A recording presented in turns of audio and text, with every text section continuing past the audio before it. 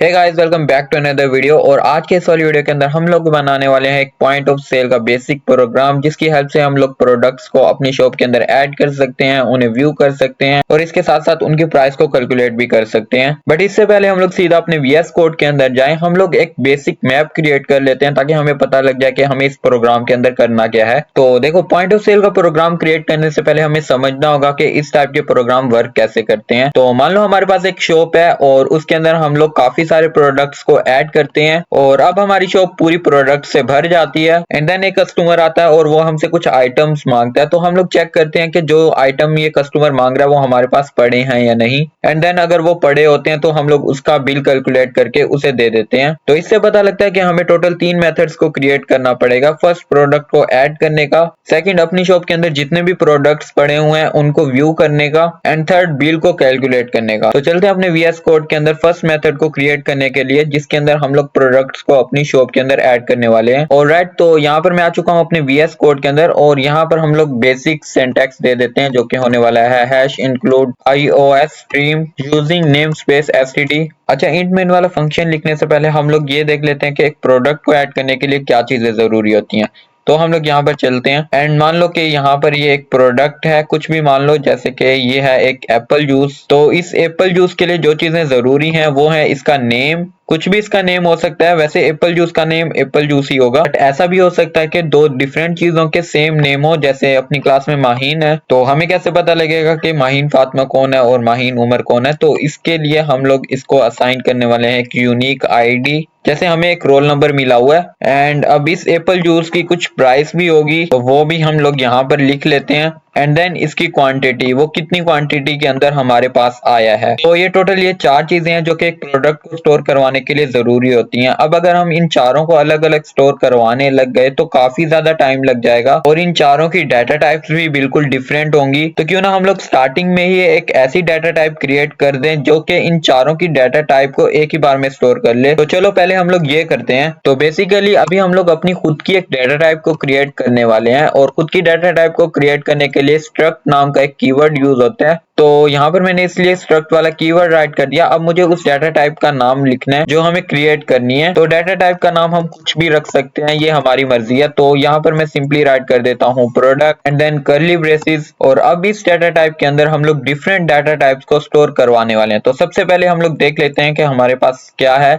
तो यहाँ पर पहले मैं आईडी को स्टोर करवाने वाला हूँ, नेम को हम लोग बाद में स्टोर करवाएंगे। तो यहाँ पर मैं राइट करता हूँ इंट। अब इंट इसमें इसलिए राइट कर रहा हूँ क्योंकि जो भी आईडी होगी ना वो एक प्रॉपर नंबर होगा और नंबर को हम लोग इंट वाले डाटा टाइप के अंदर स्टोर करवाते हैं। एंड आगे मैं लिख दूंगा वेरिएबल का नेम और सेमीकोलन। एंड देन हम लोग अपने प्रोडक्ट के नेम को स्टोर करवाने वाले हैं। अब नेम को स्टोर करवाने के लिए एक अलग से डाटा टाइप होती है जो कि होती है स्ट्रिंग। इसके अंदर हम लोग कैरेक्टर्स को स्टोर करवा सकते हैं, तो इसलिए यहाँ पर मैंने राइट किया है स्ट्रिंग। आगे मैं वेरिएबल के नेम को भी राइट कर देता हूँ जो कि होने वाला है नेम। अब यहाँ पर ये देखो, जब भी हम स्ट्रिंग वाली डाटा टाइप को ऐड करते हैं ना, तो स्ट्रिंग वाली जो डाटा टाइप होती है ना उसकी अलग से लाइब्रेरी फाइल होती है, तो उसको इंक्लूड करना भी जरूरी होता है। तो इसलिए यहाँ पर मुझे पहले लिखना होगा हैश इंक्लूड, फिर एंगल ब्रैकेट एंड देन इसके अंदर राइट करना होगा स्ट्रिंग। तो जब कभी हम अपने प्रोग्राम के अंदर स्ट्रिंग वाली डाटा टाइप को ऐड करेंगे तब हमें इस लाइब्रेरी फाइल को भी ऐड करना होगा। ओके, तो अब हम लोग प्राइस और क्वांटिटी के लिए भी वेरिएबल क्रिएट कर लेते हैं। तो जो प्राइस होगी उसके लिए मैं क्रिएट करने वाला हूँ फ्लोट वाला वेरिएबल एंड इस वेरिएबल का नाम मैं रख देता हूँ प्राइस। तो क्वांटिटी के लिए हम लोग इंट वाला वेरिएबल ही क्रिएट करने वाले हैं। ओके, तो प्राइस के लिए फ्लोट वाला इसलिए वेरिएबल क्रिएट किया था क्योंकि जो प्राइस होती है ना वो पॉइंट्स में भी हो सकती है, जैसे 85.5। अच्छा, जब भी हम लोग ये डाटा टाइप क्रिएट करेंगे ना, मतलब स्ट्रक्ट कीवर्ड की हेल्प से, तो हम लोग ये जो लास्ट वाली कर्ली ब्रेसेस होगी ना इसके एंड में हम लोग सेमीकोलन भी लाजमी से लगाएंगे। ऑलराइट, तो यहाँ पर हमारे पास एक प्रोडक्ट नाम की एक डाटा टाइप क्रिएट होगी है जिसके अंदर हम लोग एक इंटीजर वैल्यू को स्टोर करवा सकते हैं एंड देन हम लोग एक स्ट्रिंग वैल्यू को स्टोर करवा सकते हैं और फिर उसके बाद हम लोग एक फ्लोट वाली वैल्यू को स्टोर करवा सकते हैं एंड देन हम लोग एक इंटीजर वैल्यू को स्टोर करवा सकते हैं। मतलब एक डाटा टाइप को यूज करने पर हम लोग 4 वैल्यूज को डायरेक्टली स्टोर करवा सकते हैं। तो ठीक है, हम लोग अपनी इंट मेन वाले फंक्शन को राइट करते हैं और इस डाटा टाइप को यूज करने का ट्राई करते हैं। तो यहाँ पर मैं राइट करूंगा इंट मेन और यहाँ पर ये राउंड ब्रैकेट्स एंड देन यहाँ पर कर्ली ब्रेसेस राइट करते हैं। ओके, तो अब हमें अपनी शॉप के अंदर काफी सारे प्रोडक्ट्स को ऐड करना होगा। अब काफी सारे प्रोडक्ट्स को ऐड करने का मतलब है कि हमें काफी सारे वेरिएबल्स को भी क्रिएट करना होगा। और आप इस चीज को भी सोचो कि अगर हमें सिर्फ एक प्रोडक्ट को ऐड करना है ना, तो उसके लिए हमें 4 डिफरेंट वेरिएबल्स को भी क्रिएट करना होगा। जैसे उसकी आईडी को स्टोर करवाने का वेरिएबल, उसके नेम को स्टोर करवाने का वेरिएबल, उसकी प्राइस को स्टोर करवाने का वेरिएबल और उसकी क्वांटिटी को स्टोर करवाने का वेरिएबल। तो समझ रहे हो कि एक प्रोडक्ट को स्टोर करवाने के लिए हमें 4 वेरिएबल्स को क्रिएट करना होगा। और अगर हमें 100 प्रोडक्ट्स को स्टोर करवाना है तो हमें 400 वेरिएबल्स को क्रिएट करना होगा। बट इस चीज का हमारे पास सोल्यूशन है और वो है एरे। देखो, वेरिएबल को हम लोग इसलिए क्रिएट करते हैं ताकि हमें कुछ मेमोरी मिल जाए जिसके अंदर हम लोग किसी चीज को स्टोर करवा सकें। और यही सेम काम एरे भी करता है, बट थोड़ा इजी वे के अंदर। देखो, एरे को क्रिएट करना बहुत सिंपल है। हमें जिस नाम का एरे क्रिएट करना है ना, वो राइट करना है। जैसे मान लो कि मुझे पी नाम का एक एरे क्रिएट करना है,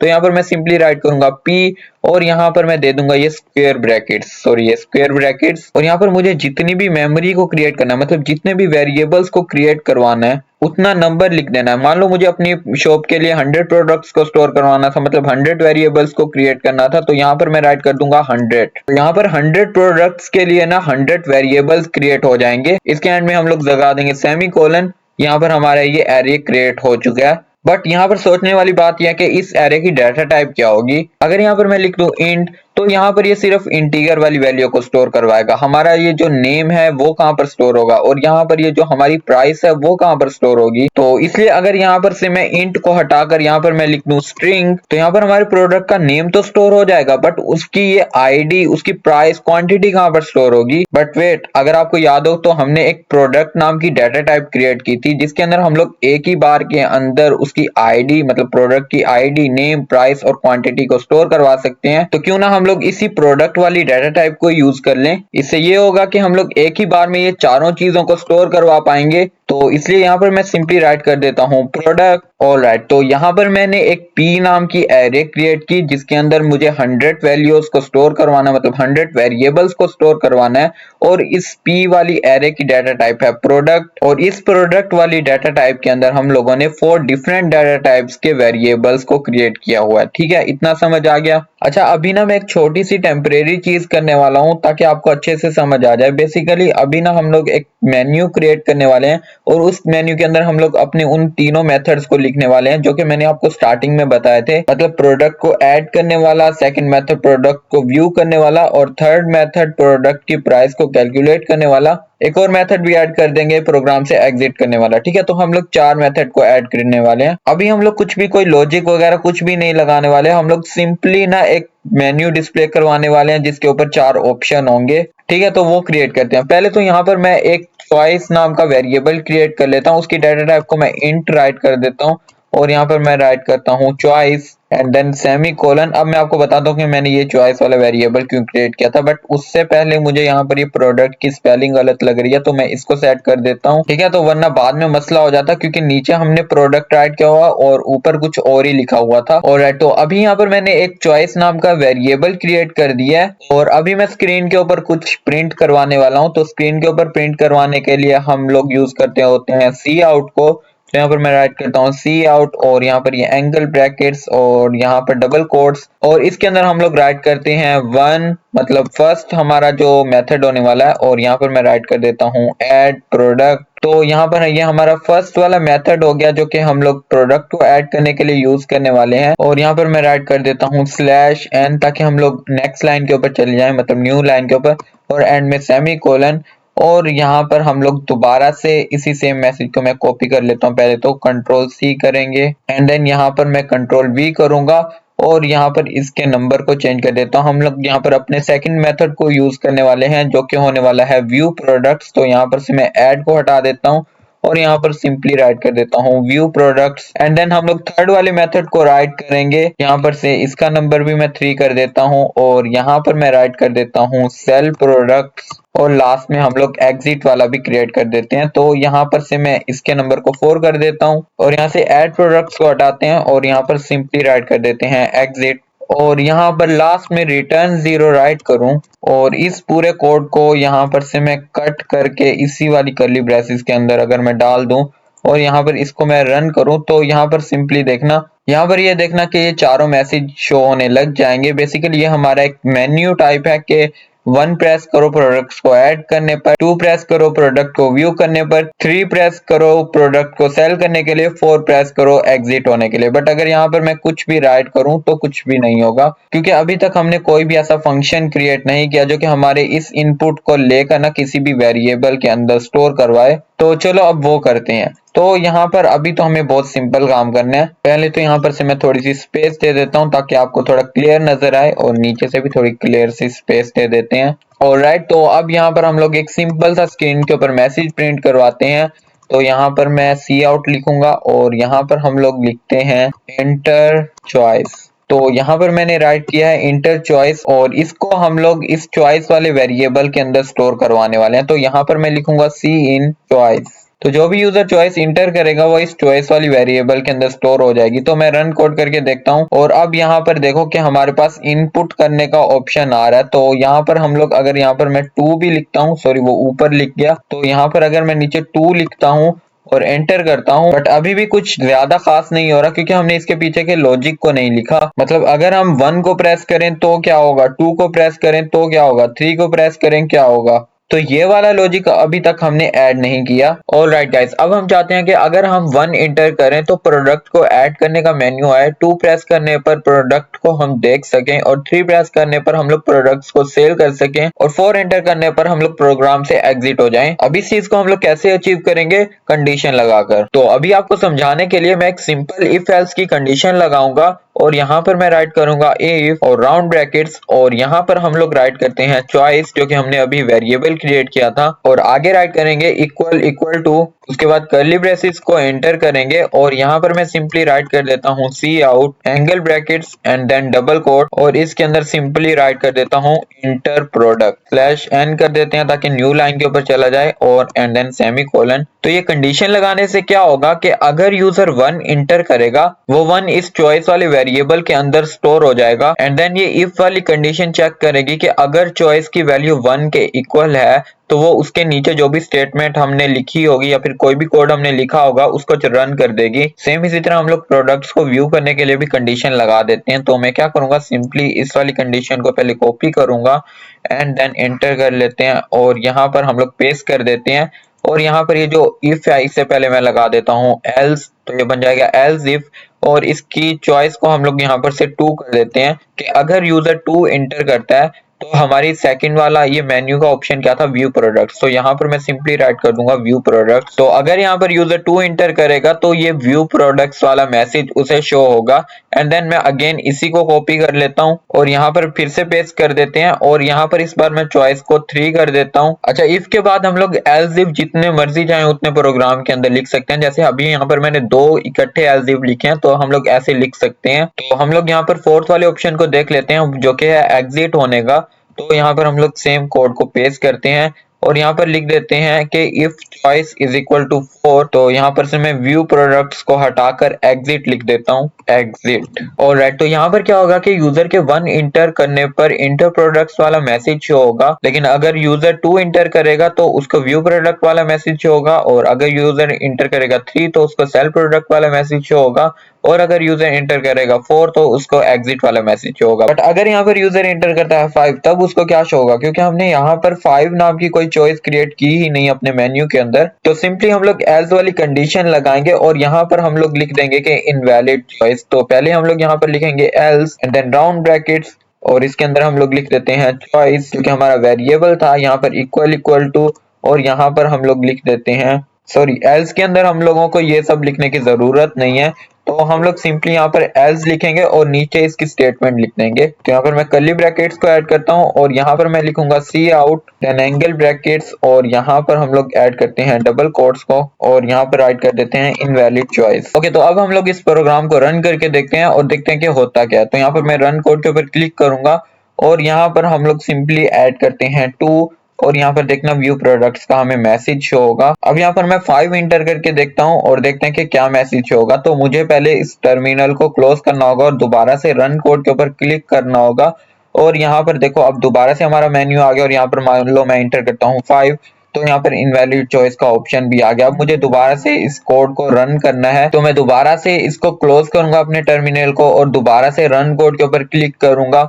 और यहाँ पर अब मान लो मैं इंटर करता हूँ 1, सॉरी वो ऊपर इंटर हो गया, तो यहाँ पर मैं इंटर करता हूँ 1 और यहाँ पर देखना अब यहाँ पर इंटर प्रोडक्ट्स का ऑप्शन आ गया। तो एक चीज नोट कर रहे हो कि जब भी हम कोई भी नंबर इंटर कर देते हैं और उसका आउटपुट भी हमें ठीक ठाक नजर आ जाता है, बट हमें ना दोबारा से टर्मिनल को क्लोज करके दोबारा से प्रोग्राम को रन करना पड़ रहा है। इसमें काफी ज्यादा टाइम कंज्यूम हो रहा है। नॉर्मली जो पॉइंट ऑफ सेल के सॉफ्टवेयर होते हैं ना, उनके अंदर हम लोग एक प्रोडक्ट को अगर इंटर भी कर देते हैं ना, तो हमें दोबारा से प्रोग्राम को रन कोड के ऊपर क्लिक करके ना एग्जीक्यूट करना नहीं पड़ता। वो एक ही बार से चलते रहते हैं जब तक हम लोग प्रोग्राम को खुद से एग्जिट नहीं करते। तो चलो अब हम अपने प्रोग्राम के अंदर कोई ऐसा लॉजिक लगाते हैं जिससे ये होगा कि हमें ना बार बार रन कोड के ऊपर नहीं क्लिक करना पड़ेगा। प्रोग्राम सिर्फ तभी क्लोज होगा जब हम 4 प्रेस करेंगे, मतलब एग्जिट करेंगे खुद से। तो चलो इस चीज को हम लोग अचीव करते हैं। पहले तो मैं इसको यहाँ पर टर्मिनल को किल करता हूँ। तो बेसिकली हम लोग अपने प्रोग्राम के अंदर लूप चलाने वाले हैं और कब तक हम लोग लूप चलाएंगे, जब तक यूजर खुद से 4 इंटर नहीं कर देता। ठीक है,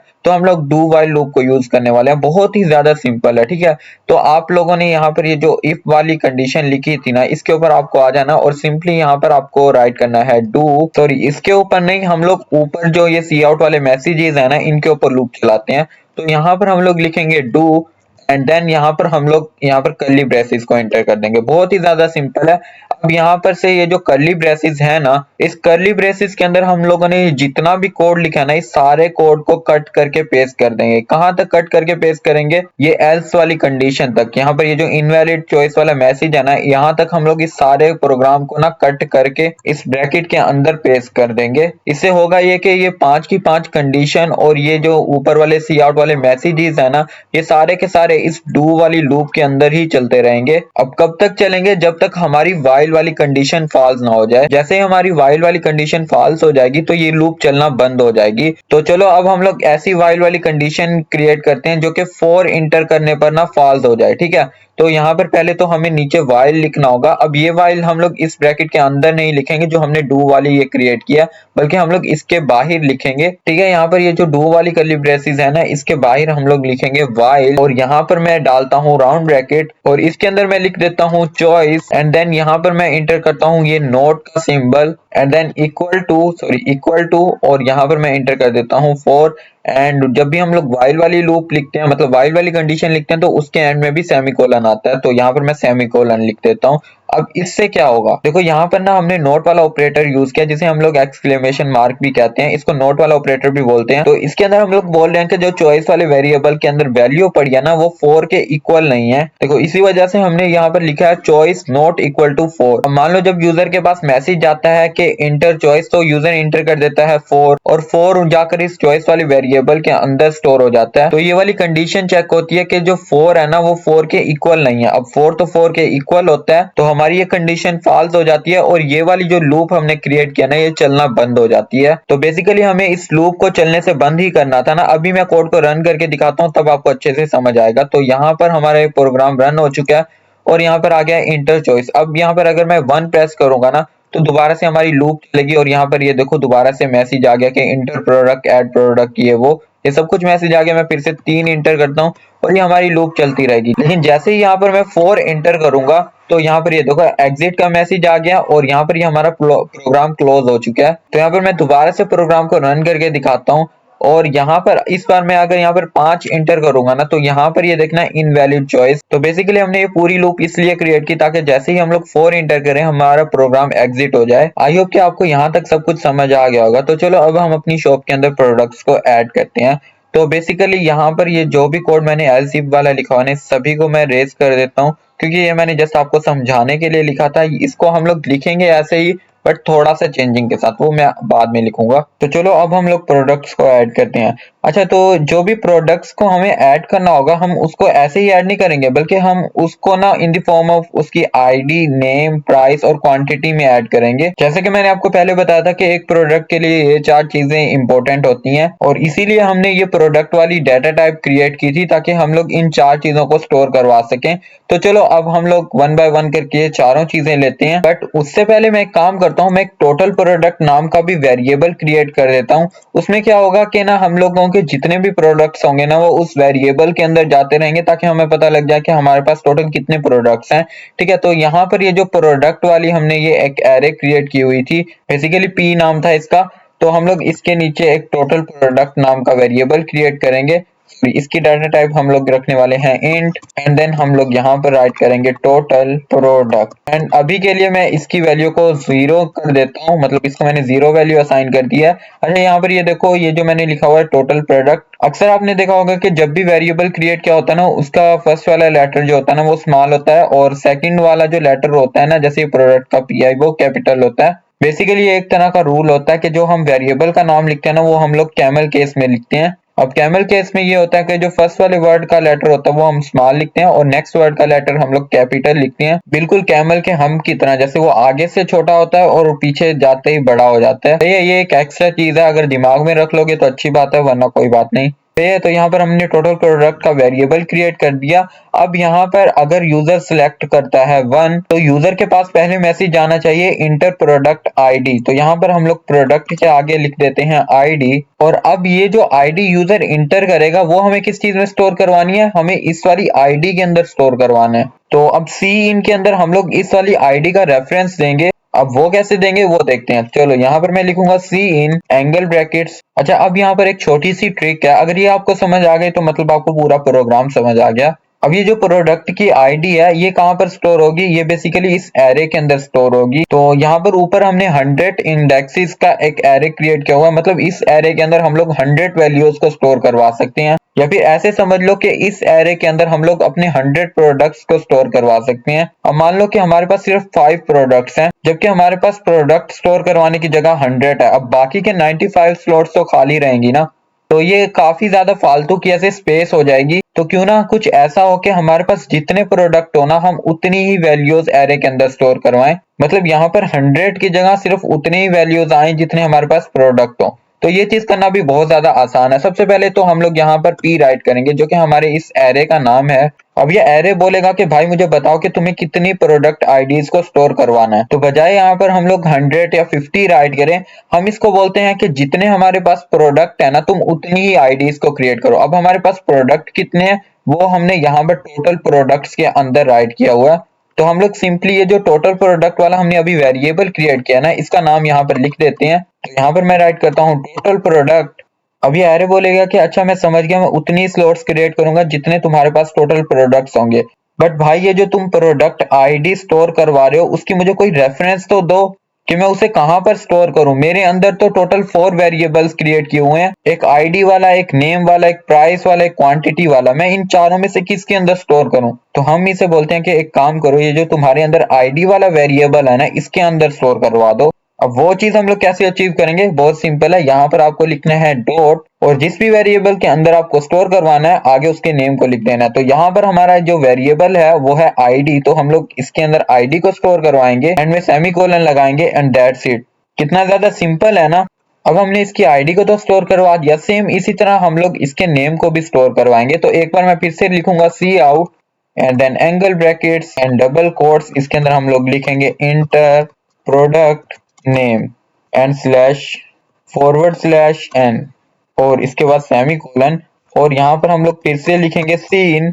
अब जितनी देर में मैं ये लिख रहा हूँ आप लोग सोचो कि इसको स्टोर करवाने के लिए हम लोग क्या करेंगे। बहुत ज्यादा सिंपल है, सेम वही चीज करेंगे। हमें यहाँ पर लिखना होगा पी, जो कि हमारे एरे का नेम है, देन फिर से स्क्वायर ब्रैकेट्स, और यहाँ पर हम लोग अपने वेरिएबल के नेम को लिखेंगे जो कि है टोटल प्रोडक्ट।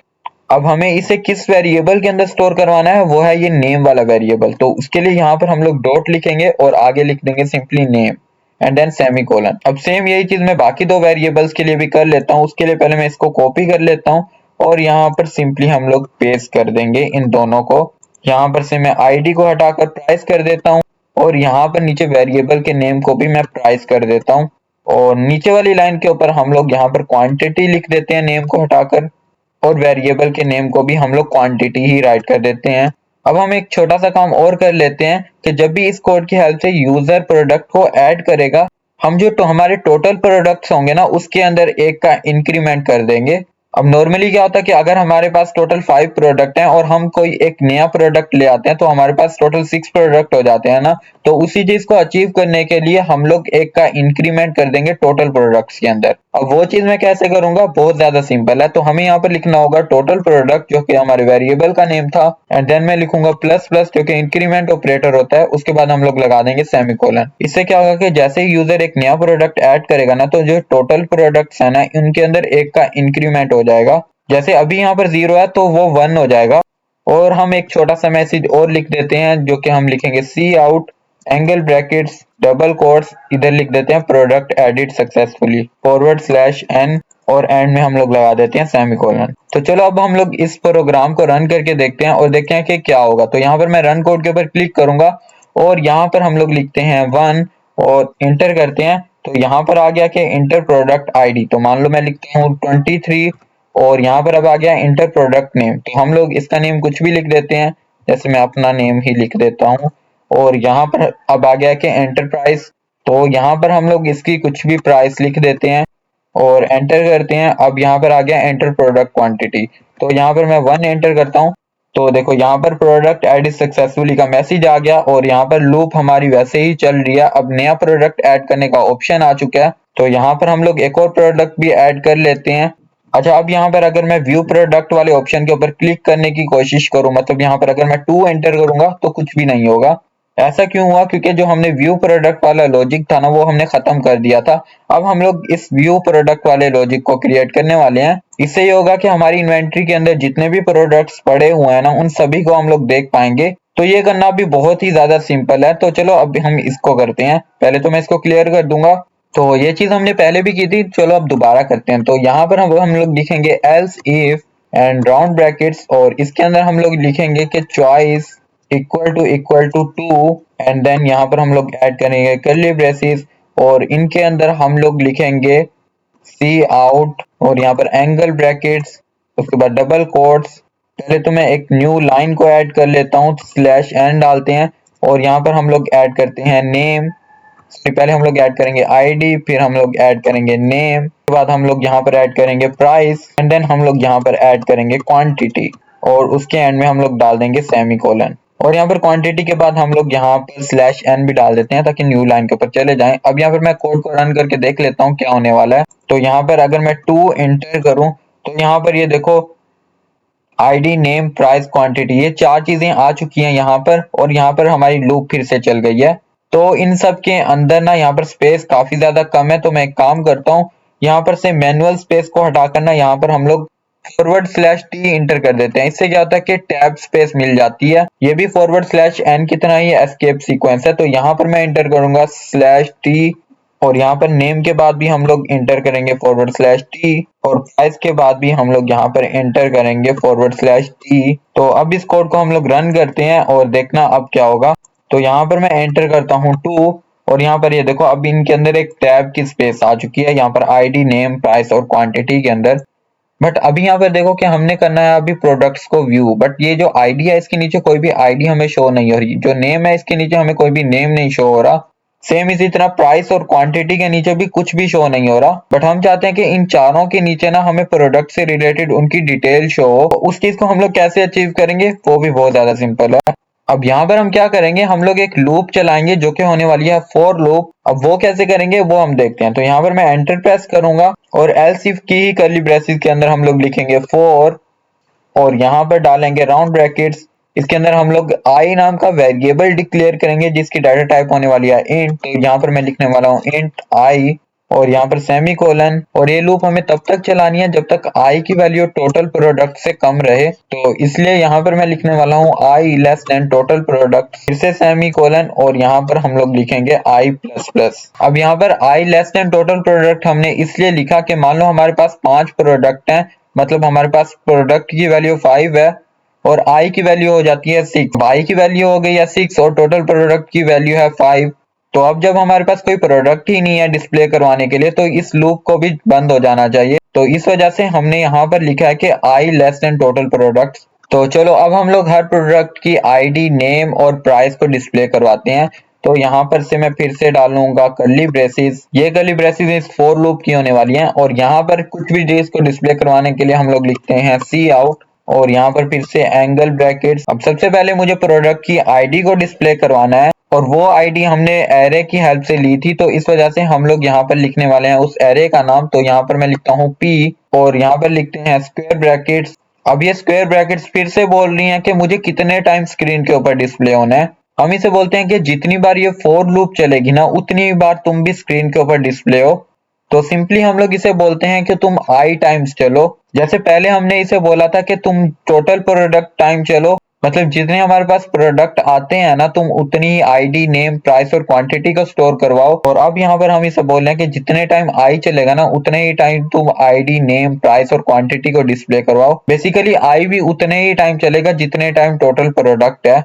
सही है। तो अगर ये चीज नहीं समझ आ रही तो थोड़ा सा पॉज करके खुद से सोचो कि हम लोग कर क्या रहे हैं। अच्छा, यहाँ पर ना मैंने आई को यहाँ पर 0 वैल्यू असाइन नहीं की क्योंकि जो एरे के अंदर इंडेक्स होता है ना वो 0 से स्टार्ट होता है। अगर यहाँ पर मैं 0 ना लिखता ना तो ये 1 से स्टार्ट करता और जो 0 इंडेक्स पे हमारा प्रोडक्ट पड़ा होता ना वो स्किप हो जाता। तो इस वजह से यहाँ पर मैंने इसको 0 से इनिशियलाइज कर दिया, मतलब 0 इसकी वैल्यू असाइन कर दिया। अब ये 0 इंडेक्स से स्टार्ट होगा। अच्छा, अब ये एरे बोलेगा कि मुझे समझ आ गया कि मुझे आई टाइम्स चलना है बट मुझे कोई रेफरेंस दो। तो जैसे हमने इसको पहले हर एक चीज की रेफरेंस दी थी सेम उसी तरह अब हम फिर से इसको रेफरेंस दे देते हैं कि तुम सबसे पहले प्रोडक्ट की आईडी को डिस्प्ले करवाओ, उसके बाद तुम प्रोडक्ट के नेम को डिस्प्ले करवाओ। बेसिकली हम लोग एक सी आउट स्टेटमेंट के अंदर काफी सारी चीजों को भी डिस्प्ले करवा सकते हैं। तो मैं एक ही सी आउट की स्टेटमेंट लिखने वाला हूँ। तो यहाँ पर मैं फिर से एरे का नाम लिखूंगा पी और स्क्वायर ब्रैकेट्स और इसको भी मैं बोलूंगा तुम भी आई टाइम्स चलो और यहाँ पर डॉट और आगे हम लोग लिख देते हैं नेम और फिर से हम लोग डालते हैं यहाँ पर एंगल ब्रैकेट्स और फिर से यहाँ पर लिखते हैं पी स्क्वायर ब्रैकेट्स। इसको भी आई टाइम हमें चलाना है और यहाँ पर हम लोग डॉट लिखेंगे और इस पर हम लोग लिखेंगे यहाँ पर प्राइस, फिर से एंगल ब्रैकेट्स और यहाँ पर एरे का नेम और स्क्वायर ब्रैकेट्स आई टाइम्स, यहाँ पर डॉट लिखेंगे और यहाँ पर हम लोग लिख देंगे क्वांटिटी और यहाँ पर हम लोग लिख देते हैं एंड एल और इसके बाद लगा देते हैं सेमीकोलन। तो यहाँ पर अब हम लोग इस कोड को रन करके देखते हैं और देखते हैं कि क्या होने वाला है। तो यहाँ पर आ गया है इंटर चॉइस। तो पहले मैं एक काम करता हूँ, मैं एक तो प्रोडक्ट्स को ऐड कर देता हूँ। पहले मैं यहाँ पर 1 के ऊपर क्लिक करूंगा और ये पूछ रहा है आईडी बताओ। तो यहाँ पर मैं 2 इंटर करता हूँ और प्रोडक्ट का नेम हम लोग लिख देते हैं कैट और प्रोडक्ट की प्राइस हम लोग लिख देते हैं 23 और क्वांटिटी हम लोग लिख देते हैं 23 ही लिख देते हैं। और यहाँ पर दोबारा से हम लोग एक और प्रोडक्ट ऐड कर देते हैं। तो उसके लिए यहाँ पर मुझे 1 लिखना होगा। अब ये प्रोडक्ट की आईडी मांग रहा है, मैं लिख देता हूँ 56 और नाम हम लोग लिख देते हैं बाबर और प्राइस हम लोग यहाँ पर लिख देते हैं 10 और क्वांटिटी भी 1 लिख देते हैं। तो चलो अब हम लोग देखते हैं कि जो हमने ये प्रोडक्ट्स ऐड किए हैं ये डिस्प्ले होते हैं या नहीं। तो प्रोडक्ट को देखने के लिए हम लोग यहाँ पर इंटर करेंगे 2 और यहाँ पर अब देखो यहाँ पर ये आ गया है आईडी, नेम, प्राइस, क्वांटिटी। अब यहाँ पर ये देखो 2 कैट 2323 56 बाबर 101। अब ऐसा क्यों हो रहा है? क्योंकि हमने इसके अंदर टैब स्पेस नहीं दी, क्योंकि जो ऊपर वाली जो चीजें थी ना इनके अंदर तो हमने दी हुई थी टैब स्पेस, बट ये जो अभी हमने सी आउट वाली स्टेटमेंट लिखी है ना इसके अंदर हमने कहीं भी टैब स्पेस नहीं दी। तो एक काम करते हैं, इन सब के साथ ना /t लगा देते हैं। तो फिलहाल इस टर्मिनल को मैं क्लोज करता हूँ और ये चीज करना बहुत ज्यादा सिंपल है। तो मैं दोबारा से एंगल ब्रैकेट्स दूंगा और यहाँ पर हम लोग लिखेंगे डबल कोट्स और यहाँ पर डालेंगे / और इसके अंदर हम लोग लिख देंगे टी। तो यहाँ पर ये एक टैब स्पेस आ जाएगी। मैं सिंपली इसी को कॉपी कर लेता हूँ और यहाँ पर नेम के बाद भी हम लोग इसी टैब स्पेस को दे देते हैं। मैं यहाँ पर कंट्रोल भी करूंगा, ये पेस्ट हो जाएगा और प्राइस के बाद भी सेम इसी टैब स्पेस को दे देते हैं। और अब हम लोग इस कोड को रन करते हैं। अब ये थोड़ा सा दिखने में ना अच्छा लगेगा। तो यहाँ पर मैं ऐड प्रोडक्ट के ऊपर क्लिक करता हूँ। यहाँ पर प्रोडक्ट की आईडी मांग रहा है तो मैं 21 करता हूँ और नेम में कुछ भी लिख देता हूँ और प्राइस भी कुछ भी और क्वांटिटी भी कुछ भी। अब यहाँ पर देखो हम लोग व्यू प्रोडक्ट के ऊपर क्लिक करते हैं और यहाँ पर ये देखो आईडी के नीचे आईडी शो हो रही है, नेम के नीचे नेम शो हो रहा है, प्राइस के नीचे प्राइस शो हो रही है और क्वांटिटी के नीचे क्वांटिटी शो हो रही है। अभी भी यहाँ पर काफी ज्यादा ऐसे मैस हुआ पड़ा। तो हम लोग एक काम करते हैं, हम लोग ना अपने प्रोग्राम को थोड़ा सा अच्छा बना लेते हैं। मतलब कोई भी लॉजिक वगैरह नहीं करने वाले, बस थोड़ा बहुत डिजाइन इसका चेंज कर देते हैं ताकि हमें ना दिखने में ये थोड़ा सा अच्छा लगे और बिगनर फ्रेंडली लगे। तो अभी हम लोग एक काम करते हैं कि जैसे ही हमारा प्रोग्राम स्टार्ट होगा ना, हम लोग उसके स्टार्टिंग में बिल्कुल ऊपर ना एक मैसेज डिस्प्ले करवा देंगे कि ये पॉइंट ऑफ सेल वाला सॉफ्टवेयर है, जिससे हमारा ना प्रोग्राम दिखने में थोड़ा अच्छा लगेगा। तो हमारा प्रोग्राम की लूप कहाँ से स्टार्ट हो रही है, इस डू वाली लूप से। तो यहाँ पर हम लोग एंटर करते हैं और इसके नीचे इसके ऊपर मैं लिखूंगा सी आउट। तो यहाँ पर मैं लिखता हूँ सी आउट। बेसिकली हम लोग एक मैसेज ही प्रिंट करवा रहे हैं स्क्रीन के ऊपर, इससे ज्यादा कुछ नहीं। तो यहाँ पर मैं डबल कोट्स लिखूंगा और यहाँ पर हम लोग /n और यहाँ पर इज इक्वल टू करते रहते हैं। और यहाँ पर अब हम लोग बड़ा बड़ा करके लिख देते हैं POS सॉफ्टवेयर। और यहाँ पर हम लोग फिर से इज इक्वल टू लिख देंगे और /n, सॉरी यहाँ पर कैप्स लॉक दबाया हुआ था। और इसके बाद हम लोग यहाँ पर सेमीकोलन लगा देंगे। और यहाँ पर ये जो यूजर से हम लोग मैसेज लेते हैं ना, इसके बाद भी हम लोग ना यहाँ पर थोड़ी सी स्पेस दे देते हैं क्योंकि ये थोड़ा अजीब लगता है। और साथ में यहाँ पर कोलन भी लगा देते हैं। तो इन सभी के सामने मैं एक कोलन लगा देता हूँ ताकि दिखने में थोड़ा सा अच्छा लगे। यहाँ पर भी कोलन और यहाँ पर भी कोलन लगा देते हैं और स्टार्टिंग में भी हम लोग कहीं पर कोलन लगा देते हैं। हाँ, यहाँ पर ये एंटर जो चॉइस है ना, इसके सामने भी हम लोग कोलन लगा देते हैं। ऑलराइट, तो अब हमारा प्रोग्राम ना दिखने में भी थोड़ा अच्छा लगेगा। तो यहाँ पर अब हम लोग प्रोग्राम को रन करते हैं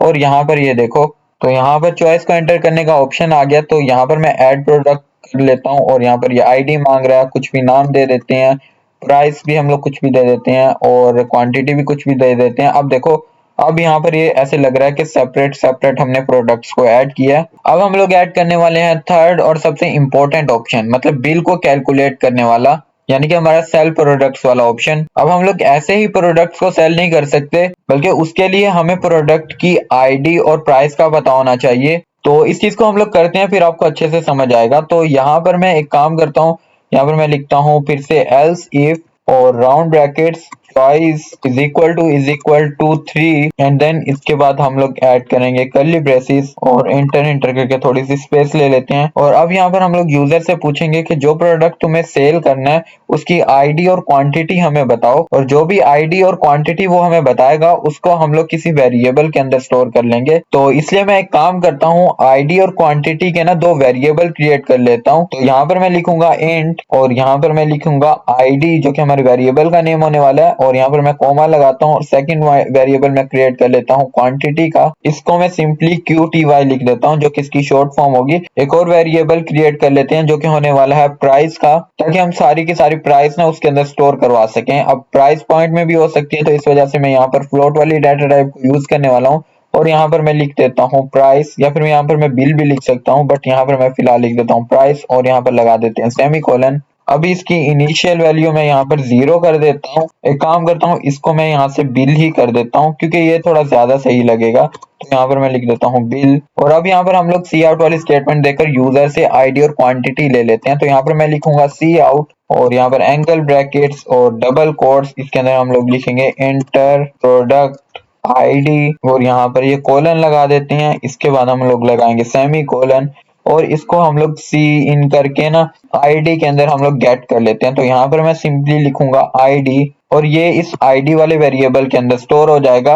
अब मैं क्या करता हूँ, इन दोनों लाइंस को कॉपी कर लेता हूँ, यहाँ से कंट्रोल C करते हैं और यहाँ पर कंट्रोल V करके पेस्ट कर देते हैं। और यहाँ पर आईडी को चेंज करके यहाँ पर मैं लिख देता हूँ क्वांटिटी और इसको मैं यहाँ पर QTY वाला जो हमने क्वांटिटी के लिए वेरिएबल क्रिएट किया था उसके अंदर स्टोर करवा लेंगे। ओके, तो अब यहाँ पर आईडी इंटर करने का मैसेज यूजर के पास जाएगा और यूजर यहाँ पर कोई भी आईडी को एंटर कर देगा। बट इस वाले ब्लॉक के अंदर हमारे पास कोई भी आईडी स्टोर नहीं है जिसको हम ये देख सकें कि यूजर की इंटर की हुई आईडी और हमारे पास जो आईडी है वो इक्वल है या नहीं। हमारी सारी की सारी आईडीज ऊपर स्टोर है एरे के अंदर। तो हम लोग अपने इस वाले ब्लॉक के अंदर, मतलब एल्स इफ वाले ब्लॉक के अंदर एरे को एक्सेस करेंगे। अब वो कैसे करेंगे, हम लोग पहले भी करते आए हैं, बट उससे पहले यहाँ पर मैं एक कंडीशन लगा देता हूँ 4 की। तो यहाँ पर मैं लिखने वाला हूँ 4 और यहाँ पर राउंड ब्रैकेट्स और यहाँ पर फिर से मैं एक आई नाम का वेरिएबल डिक्लेयर करने वाला हूँ। तो यहाँ पर मैं लिखूंगा इंट आई और यहाँ पर मैं इसको वैल्यू असाइन कर दूंगा 0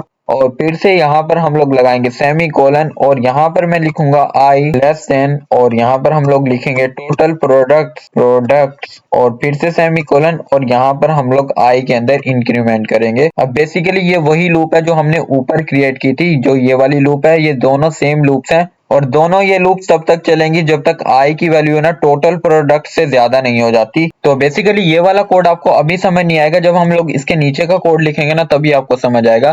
तो यहाँ पर मैं इंटर करता हूँ कर्ली ब्रेसेस और यहाँ पर अब मैं एक कंडीशन लगाता हूँ कि अगर, उसके लिए यहाँ पर मैं लिखूंगा इफ, और यहाँ पर मैं लिखता हूँ पी, और यहाँ पर हम लोग स्क्वायर ब्रैकेट्स को ऐड करते हैं और यहाँ पर आई को ऐड करते हैं और यहाँ पर हम लोग लिखेंगे डॉट आईडी इक्वल हो जाती है इस वाले आईडी की। बेसिकली इस कोड के अंदर हम लोग क्या कर रहे हैं कि हम लोग ना ये चीज चेक कर रहे हैं कि अगर जो आईडी यूजर इंटर कर रहा है वो इक्वल हो जाती है इस वाली आईडी के, जो कि हमारी एरे के अंदर है। अब इन दोनों आईडीज में कंफ्यूज मत हो जाना, ये जो व्हाइट कलर में आईडी लिखा हुआ है ना ये वो वाली आईडी है जो हमने अभी अभी इस एल्स इफ वाली कंडीशन के अंदर क्रिएट की थी, और ये जो डॉट आईडी है ये हमने बहुत ऊपर क्रिएट की थी एरे के अंदर। ये वो वाली आईडी है जब हम लोग ऐड प्रोडक्ट कर रहे होंगे ना, जो भी वैल्यू हम लोग आईडी की इसके अंदर स्टोर करवाएंगे ना वो इस आईडी के अंदर स्टोर होगी। अब मान लो यहाँ पर यूजर इंटर करता है 5, मतलब ये जो एरे वाली आईडी है इसके अंदर हमारे पास 5 स्टोर है, और यहाँ पर यूजर भी इंटर कर देता है 5। और जब हम लोग सेल प्रोडक्ट वाले ऑप्शन के ऊपर क्लिक करते हैं और वहां पर जब ये प्रोडक्ट आईडी को इंटर करने का ऑप्शन आता है तब यूजर इंटर कर देता है 5। तो अब ये दोनों आईडीज सेम हो जाएंगी, ठीक है। तो यहाँ पर दोनों आईडीज को सेम करवाने वाली हमने एक कंडीशन लगाई है, जिसका मतलब यह है कि अगर एरे के अंदर पड़ी हुई आईडी इक्वल हो जाती है जो यूजर एल्स इफ वाली कंडीशन के चलने पर आईडी इंटर करेगा उसके,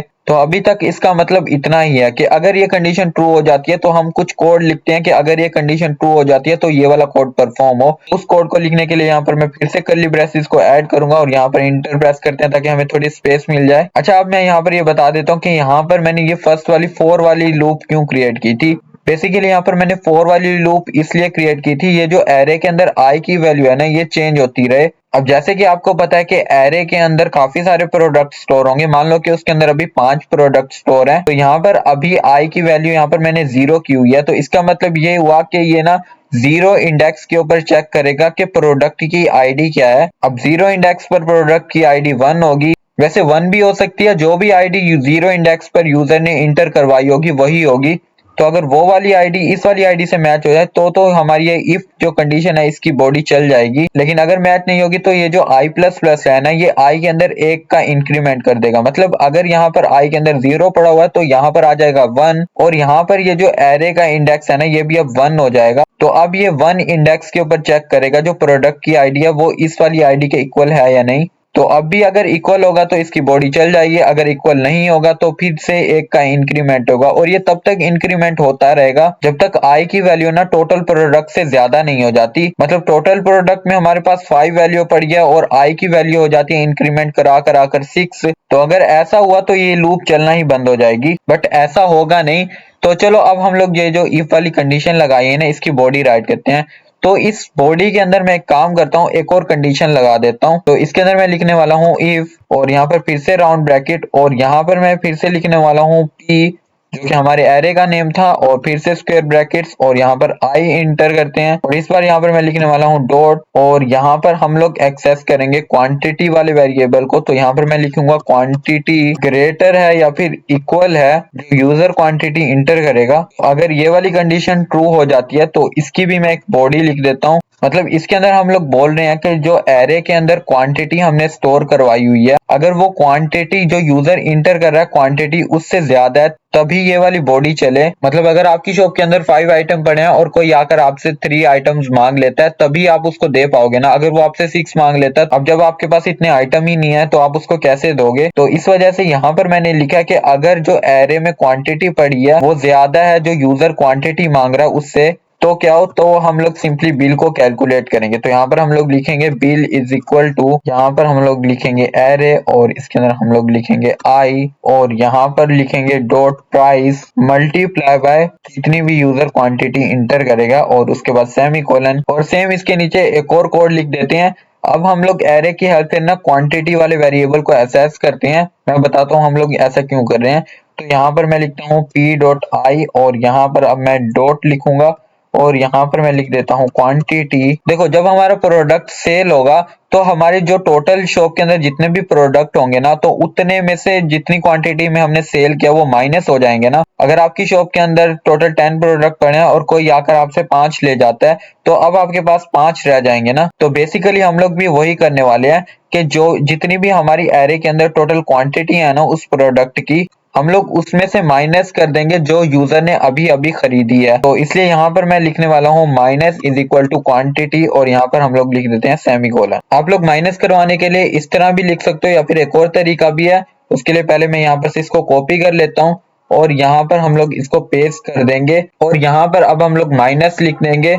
अब इसका मतलब ये है कि इस वाली क्वांटिटी में से ना इस वाली क्वांटिटी को माइनस कर दो, और जो भी रिजल्ट आएगा ना वो इस वाली क्वांटिटी को असाइन कर दो। ऐसा लिखने के लिए हमें ये जो इज इक्वल टू से पहले जो हमने माइनस लगाया हुआ ना इसको हटाना होगा। बट अभी के लिए ना मैं उसी तरीके से लिख देता हूँ जैसे मैंने पहले लिखा हुआ था। तो यहाँ पर से मैं इस वाले वेरिएबल को हटा देता हूँ। दोनों बेसिकली सेम ही काम करते हैं। तो अगर यहाँ पर हमारी ये वाली कंडीशन ट्रू हो जाएगी तो हमें क्या करना है, हमें सिंपली बिल को ही प्रिंट करवाना है ना। तो इसलिए यहाँ पर मैं लिख देता हूँ सी आउट, और यहाँ पर एंगल ब्रैकेट्स, और यहाँ पर अब डबल कोट, और यहाँ पर लिख देते हैं टोटल बिल इज। और वो बिल कहाँ पर पड़ा है, हमारे इस बिल वाले वेरिएबल के अंदर जो हमने अभी क्रिएट किया।